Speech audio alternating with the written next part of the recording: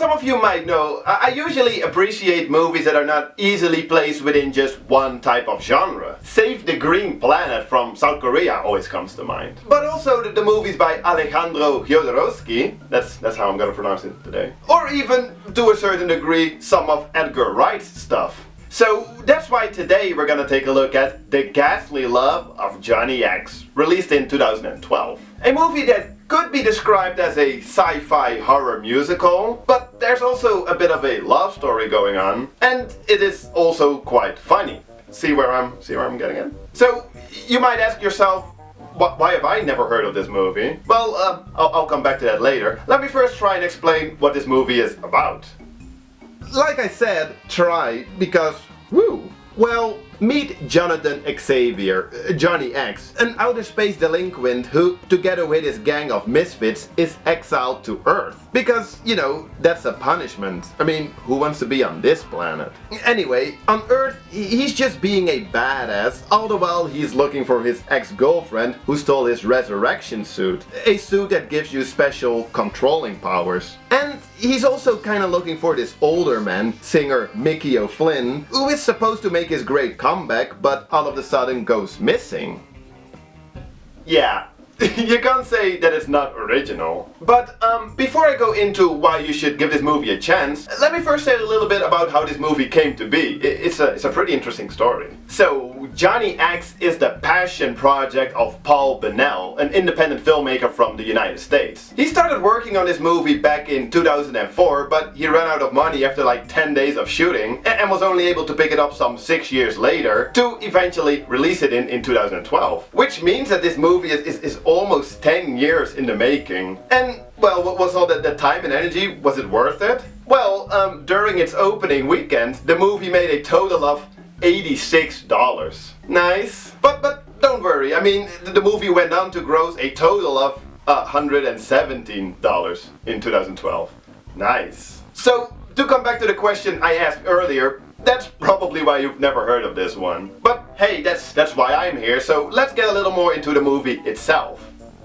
In all honesty, it definitely took me a little while to get into the whole movie. Mostly because it felt a little unfocused in the beginning. As in, I had no idea what it was going for. But then, you know, when the whole story started to unfold little by little, I was like, that's actually pretty clever. I mean, not everything makes a whole lot of sense. There's definitely some loose ends. But I sure ended up liking how it all unfolded and how everything came together. And despite not being the biggest fan of musicals myself, I usually think that these songs kinda interrupted the whole flow of a movie. It really didn't bother me that much in Johnny X. I mean, I didn't like all the songs, but they did fit the movie and sorta added to the surreal vibe. Especially early on when this whole diner set transforms as soon as they start singing. That was pretty cool. Plus, some songs were quite entertaining.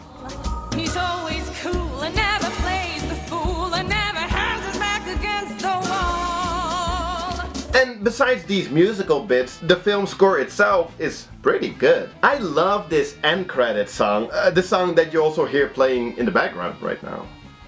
Okay, let me be completely honest here. The reason I mostly know about this movie is because I got in contact with the director, Paul. We've never physically met, but we've talked quite a bit online, and he's a really cool dude. He's super into movies and Hollywood, and he's always posting pictures of him with like big names in the industry. And he was nice enough to send me a copy of his movie, Johnny X. And I occasionally get requests from filmmakers, you know, asking if I want to talk about their movie on my channel, and I basically always decline. Usually because it's just like a student film, or in all honesty, just not that great. With all due respect. But Paul, he's legit, you know. He shot his first short film on 8mm back in the early 80s when he was only 17 years old for a budget of only like $500. And the result is pretty fun. And he already shot his first feature, That Little Monster, on 16mm some 20 years ago. And that movie as well is pretty fun. Especially on a technical level, and you know, like cinematography wise, it looks really great. So yeah, I just wanted to get that out of the way really quick. And I told Paul, like, if I'm gonna do a video about this movie, about Johnny X, I am gonna be honest. I'm not just gonna say that I liked it, that it's like super awesome just to promote the movie. But luckily enough, the movie did actually quite pleasantly surprise me. I think most of this has to do with some of the fun characters. You might even recognize some actors from genre movies, like Reggie Bannister, most famous for the Phantasm movies. He's awesome in those movies as well as here in Johnny X. Speaking of Will Keenan, who plays Johnny X himself, you might recognize from the Troma classics Romeo and Juliet and Terror Firmer. They both play fun characters in this movie, as well as Johnny's ex-girlfriend Bliss, the famous musician Mickey Flynn, played by Creed from The Office, and I just loved his biggest fan, Dandy, played by Kate Maberly. She's just so freaking adorable in this movie. Most of the acting is pretty over the top, but it suits the look and feel of this movie. The only character that annoyed me a little bit was this guy, Sluggo, who you may or may not recognize from the infamous So Bad It's Pretty Bad, The Amazing Bulk. Really, I mean, like I said, most of the performances, whether they were well or not even that well acted, they were at least enjoyable. But Sluggo, I don't know. I mean, I get that his character was supposed to be a bit of an asshole, but nah, I'm not the biggest fan.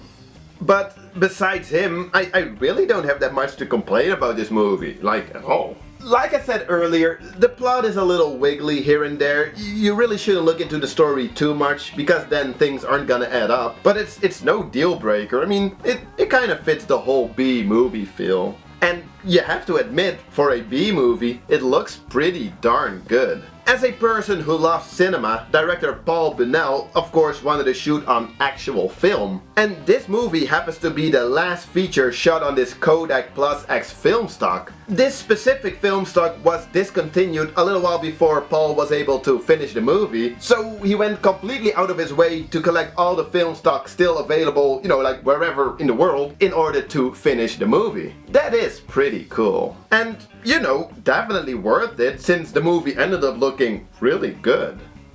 So yeah, the ghastly love of Johnny X. For a low-budget B-movie that most people have never heard of, it's pretty cool. Like I said, it might take you a little while to get into, and depending on whether or not you like musicals or the specific musical bits in this movie, you might go a little, at times. But the story is fun and definitely original. Most of the characters and the performance are very entertaining. And on top of that, perhaps even the show stealer, you get a really nice, deep, great looking black and white cinematography. Yeah, check it out if you get the chance. And to make the chance a little bigger, I have a little deal for you guys. Well, it's actually mostly Paul who has a little deal, because he came up with the idea to give away one copy of his movie to one of my viewers. And I thought, like, that's really cool, and that's actually a great idea. So all you have to do in order to participate in this little takeaway is, if you leave a comment, you know, maybe you're already gonna leave a comment, just add #JohnnyX to the comment, and that would be all. You know, that way it'll be easier for me to search through the comments when I'm looking to pick a winner, you know, at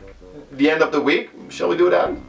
One note though, Paul did ask me if I could limit this giveaway to the United States only, since otherwise, you know, shipping costs will add up pretty quickly, and, well, it has to stay fun. I mean, well, you guys saw how well this movie did. Anyway, #JohnnyX. Thank you all for watching, and I'll see you guys next time. Cheers.